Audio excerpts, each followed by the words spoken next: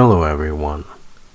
Today is July 6, 2025, Sunday. I just needed to get this off my chest because I saw this video. This is from Parkrose Permaculture. I've been watching a lot of her videos lately because she has a lot of information about ICE and the ICE raids and the protests and all that, and I like a lot of her videos, and I agree with a lot of what she has to say, but today she just I've always been a little bit felt it was very strange that she doesn't ever talk about, she talks about all of Trump's excesses, all of Trump's faults, but she never talks about the genocide. So today I find her saying this.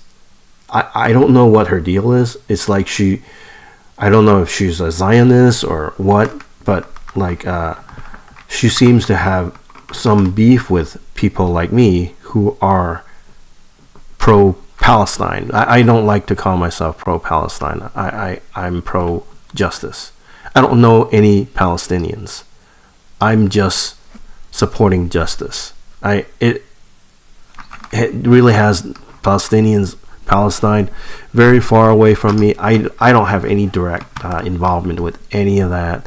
And anyways, I see it as an issue of justice. And I think most people who go on protests are like that. But let's not distract from this video. I'm rambling. Okay, so let's hear what she has to say. She's defending Kamala Harris and saying this, or trying to relitigate the 2024 election and still just want to hate on Kamala Harris because they want to be able to engage in their misogynoir. Okay, here we go. She's accusing people who are critical of Kamala Harris of being misogynists.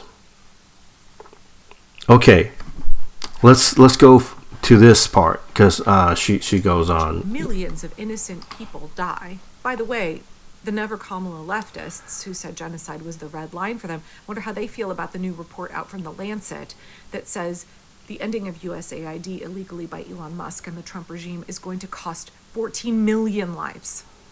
Sure, which genocides and holocausts do you care about? Just your one issue that allows you to hate on a black woman. But okay, see it's not. Okay, so she slaps us and say, "Oh, you're critical of Kamala Harris, and you won't vote for her, and because she's black, because you are racist." She smears us, and then she expects us to fall in line and support her in fighting against Trump and his fascism. Okay, first of all, of course, I don't support Trump or his fascism or authoritarianism or any of that. I agree with a lot of what she said before, in a lot of her videos, but this really got on my nerves. So, first of all, Kamala Harris lost more than anything else because she supported the genocide. As the sitting vice president of the United States of America, she said nothing, did nothing, and when she was asked about it, she says, Israel has the right to defend itself. Literally. Do you remember her saying anything else? I mean, I don't. I mean, really. I don't really watch her that much, but every time she comes on, and if they ask her about Gaza and the Palestinians, she says Israel has the right to defend itself. And it's first of all, international law says the occupiers have no rights. It's the occupied that have all the rights. They have the right to defend themselves. You can't freaking defend when you're offending. You're on the offensive. It's not defending. It's you're on the offensive. You're occupying. But and under international law, you're supposed to have the right to fight for your freedom by any means necessary. So I mean, hey, you can interpret it any way you want, but I'm just going to use a very, very simple example. A bully beats up on a wimp, takes his school money every day in, day out, sometimes even hospitalizing him, right? And this goes on for years. The teachers, we'll call the United States and the rest of the world, UN, the West, is in particular the West, like UK and Germany, the teachers. And Israel is the bully. And the wimp is Palestine. Year after year, this goes on. The bully beats up on the wimp. And the wimp one day gave the bully a bloody nose. And suddenly, the teachers are all up in arms, namely the United States, saying, hey, we gotta stop this violent delinquent. We gotta, punish this violent delinquent. He broke the bully's nose. You refused to protect them. You refused to do anything when Israel, time after time, and how many people killed in October 7th? 1,200. 1,200, and a lot of them were probably killed by Israel because they were conducting what they were using the Hannibal directive, which means they were killing their own people. We don't know how many they killed, but we have testimony. Israelis testifying on radio, Israeli radio, saying, oh, they fire a tank round into the house, and this little girl that was screaming stopped screaming. She died. But let's just okay, I'm getting off topic, right? So anyways, we're talking about the subject of Kamala Harris. Kamala Harris. Okay, let's focus, because it gets on my nerves when people that the whole Gaza genocide is top of my mind.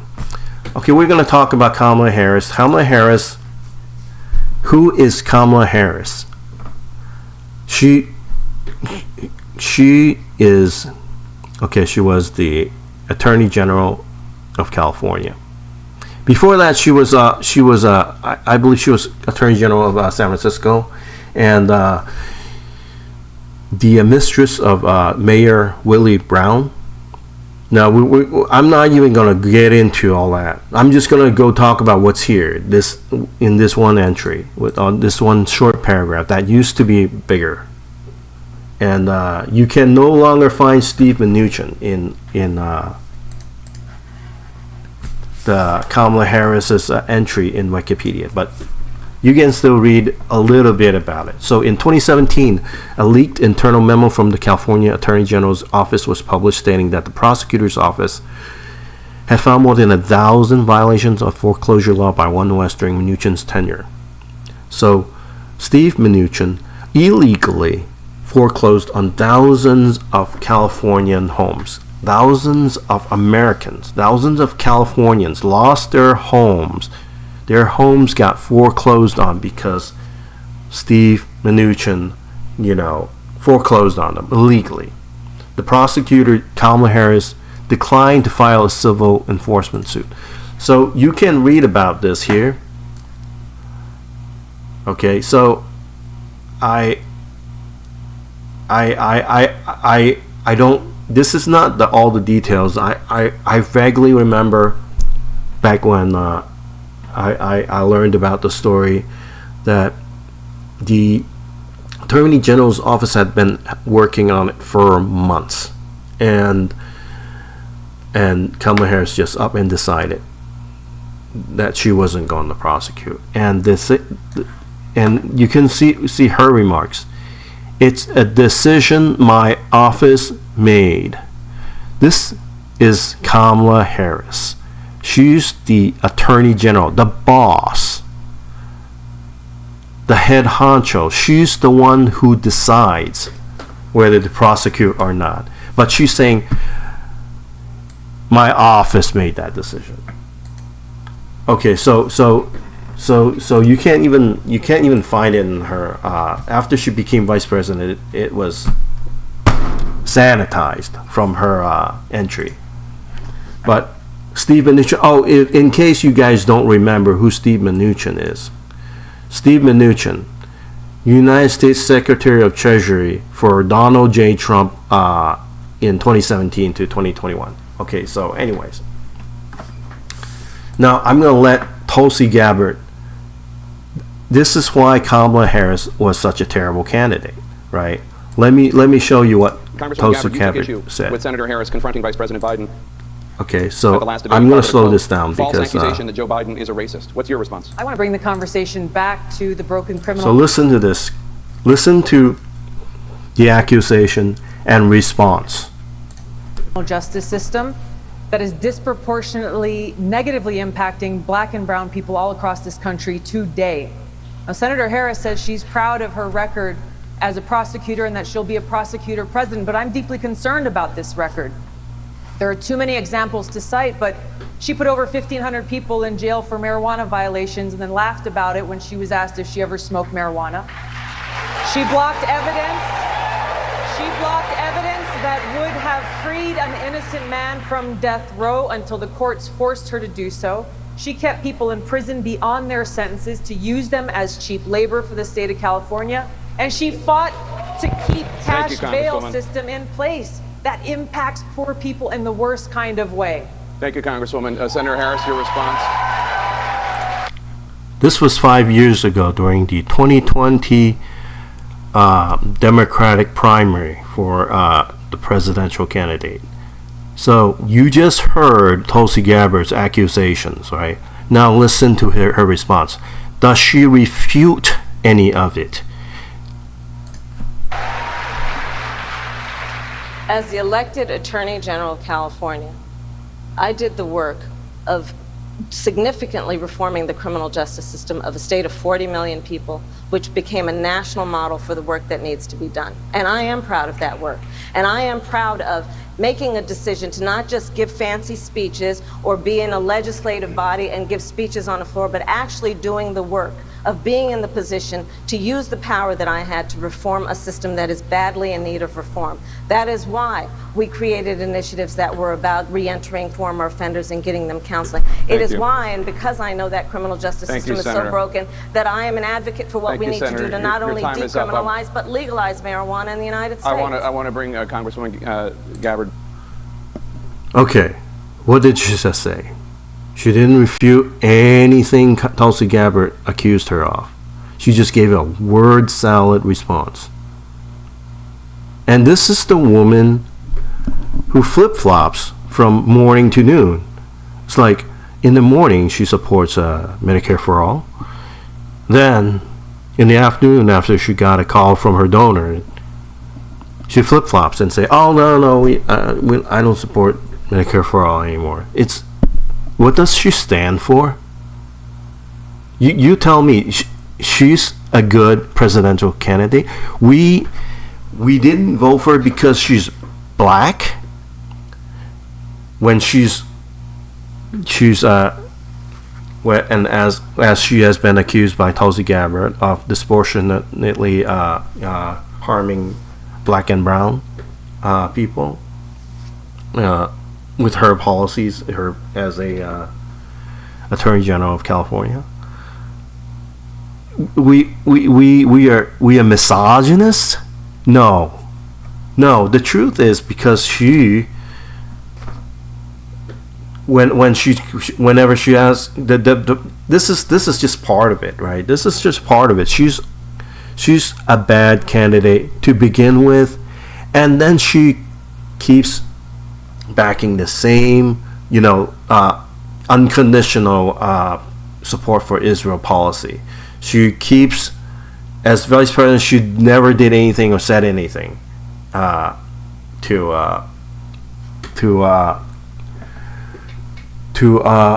push for a ceasefire to stop the genocide.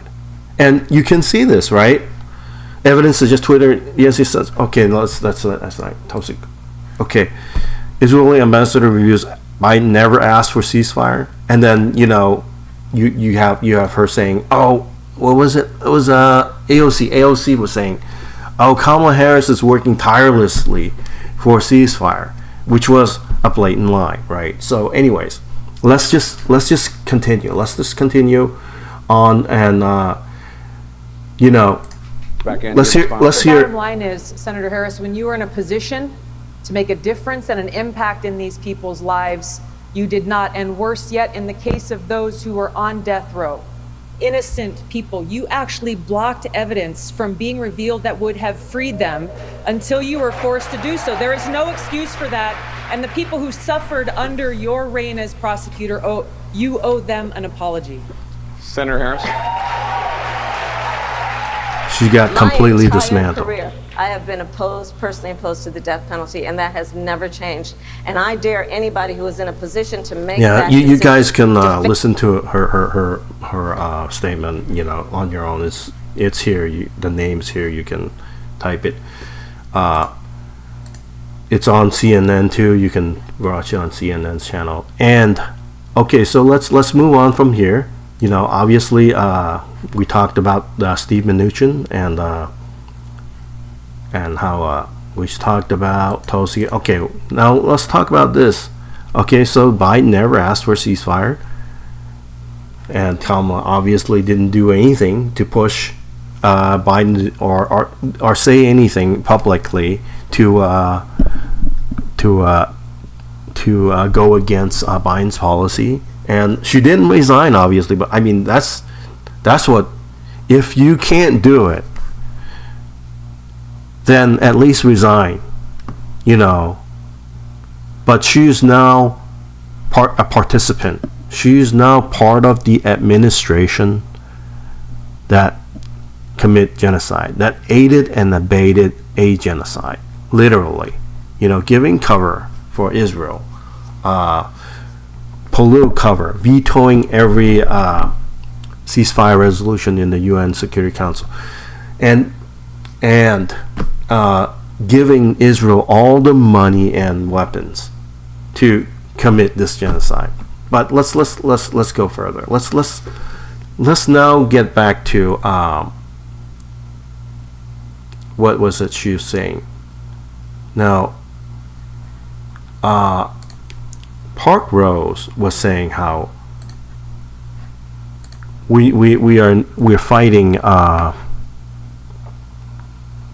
fighting fascism, authoritarianism. Trump is breaking all the laws, but the thing is that's been happening. Joe Biden administration has been censoring people since 2 years ago, right? Since before 2 years ago. This is he's talking about what's happened before, right? We're talking about COVID. We're talking about 2021, 2022, and onwards. When I remember I was getting all kinds of I was getting fact checked on Facebook. I hadn't been banned yet. But I was banned after October 7th when I said something. Okay, so anyways, let's listen to what Zuckerberg has to say. Kind of waffled on a bunch of facts, and asked been time to fully vet a bunch of the scientific assumptions, and unfortunately, I think a lot of the kind of establishment on that, kind of waffled on a bunch of facts, and asked for a bunch of things to be censored that in retrospect ended up being more debatable or true. More debatable or true. The establishment. Who's the establishment? The establishment Democrats. That's who he's talking about. Censoring the truth about COVID. This is in regards to COVID. And And no, that's not all it was. Adam Schiff participating. This is the Democratic Party. Evidence suggests Twitter DNC sponsored censorship of Hunter Biden laptop story. The Hunter Biden laptop, that was a real thing. There was all kinds of censorship around it, but Joe Biden and Hunter Biden has never actually denied that was not Hunter Biden's laptop. That was in fact Hunter Biden's laptop, and everything it was all true. Look, Biden was corrupt. Hunter Biden was involved, and his uncle, Biden's brother, they were involved in a lot of corruption. But let's just okay. The thing, and they were using their power. Biden was using his power as president to suppress the story, to censor the story, censor information about it. And this is in violation. Government colluding with private companies, corporations to censor people. That's in violation of our First Amendment.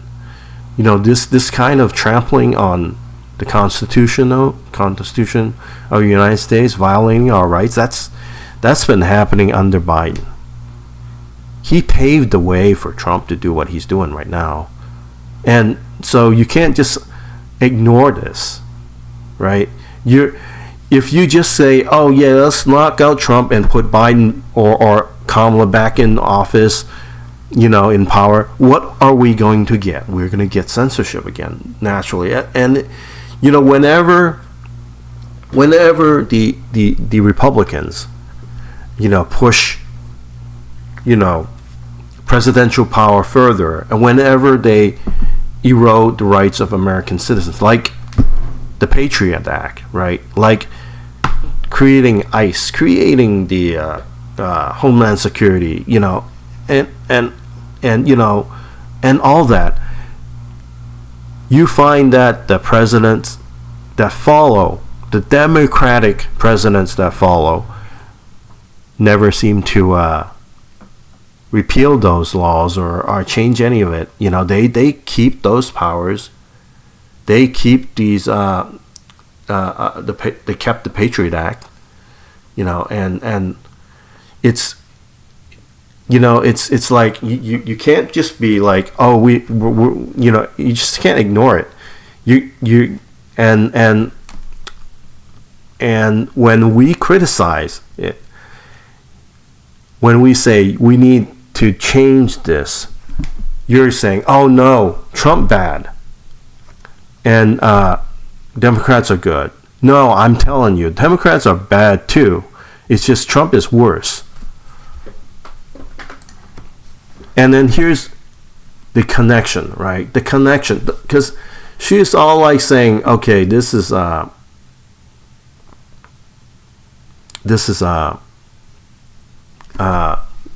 you're all just worried about this one genocide, right? This one genocide. No. This one genocide is it's all connected to everything that's happening to us. I mean, if I repeat this, I'm sorry, but I need to make sure I said this, because, don't get me wrong, I'm not against the U.S. I'm not saying dismantling the USAID was a good or bad thing. I've heard that USAID is involved in regime change.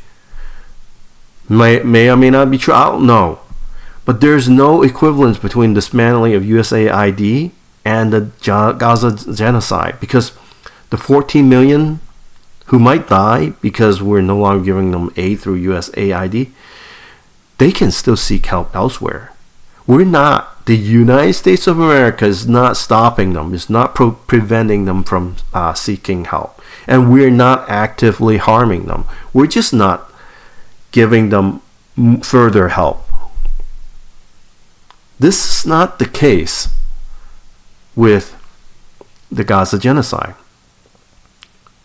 France, UK, Germany, Japan, China, no other country can step in to help the Gaza genocide, unlike those 14 million supposed possible victims of the cuts on USAID, right?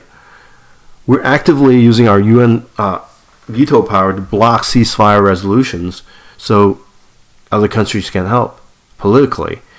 And we're not just giving Israel political cover, but we're continuing the genocide. We're using military force to stop other countries like Yemen from helping.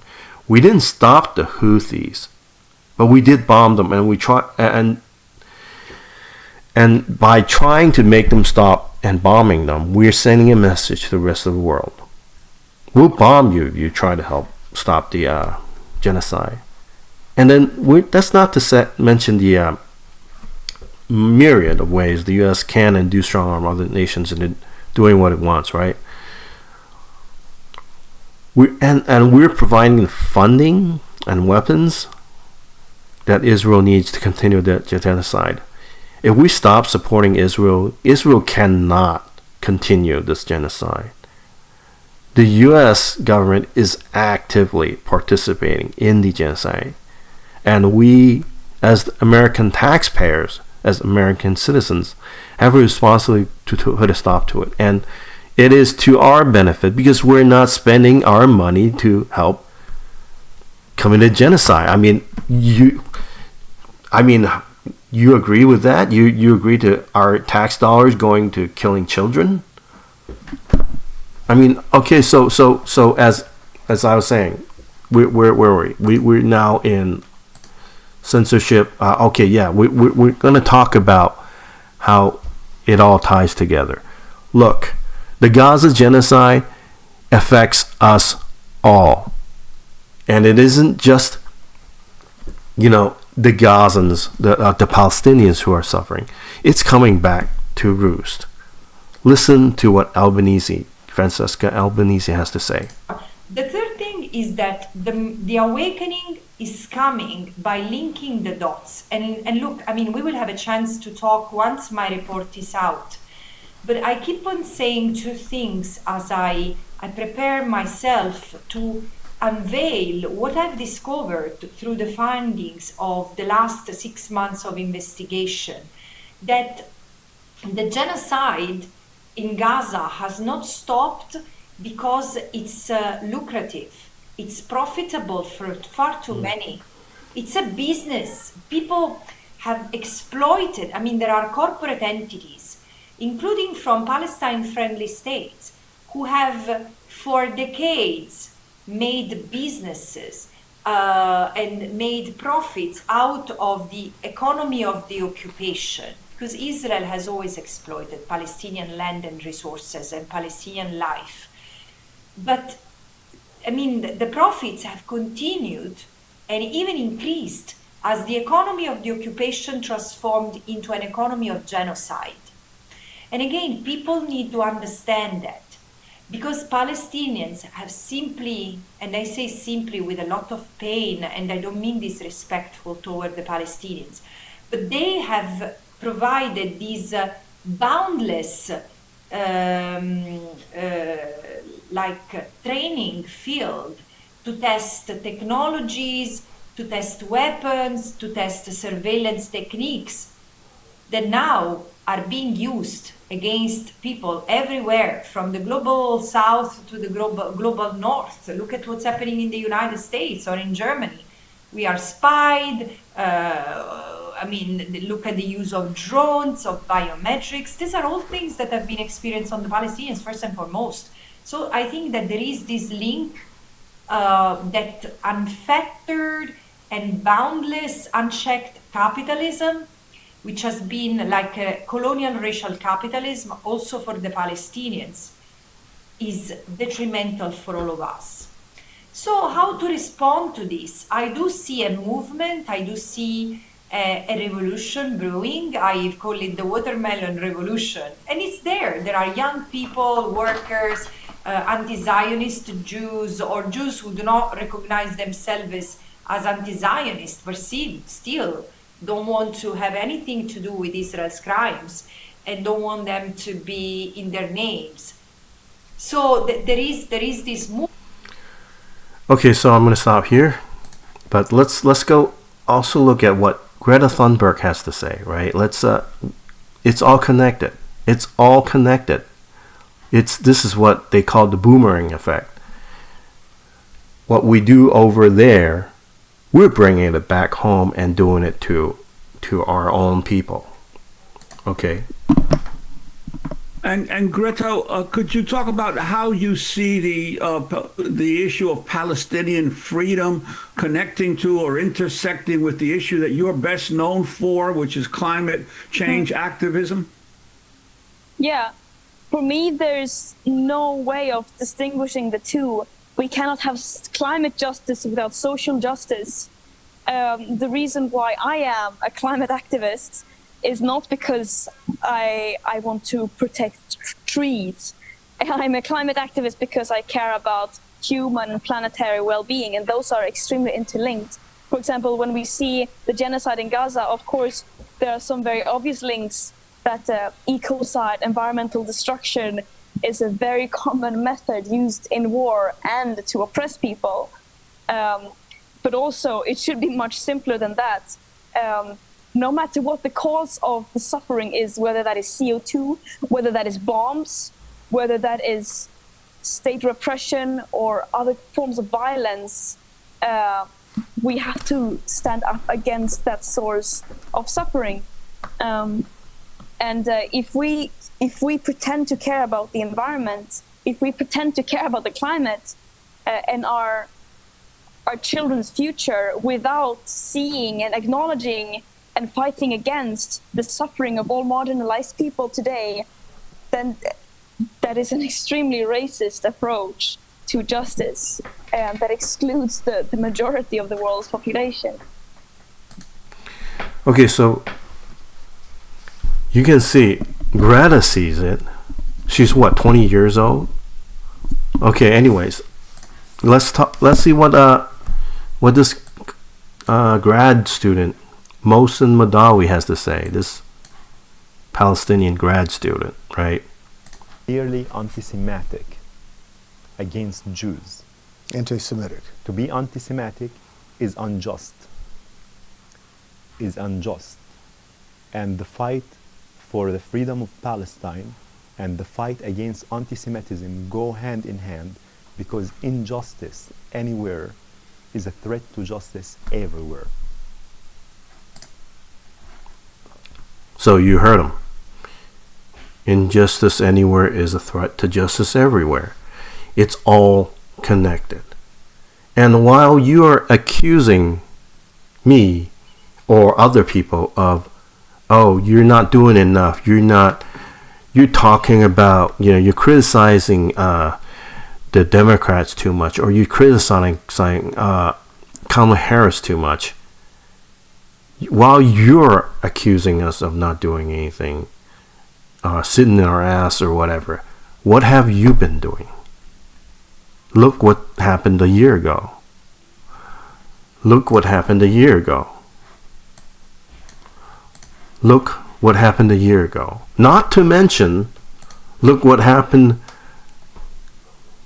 4 years ago, 3 years ago, during COVID, when they were silencing the critics of the COVID narrative. Okay, I just wanted to get it off my chest, and I think I've made my point. So thank you for watching.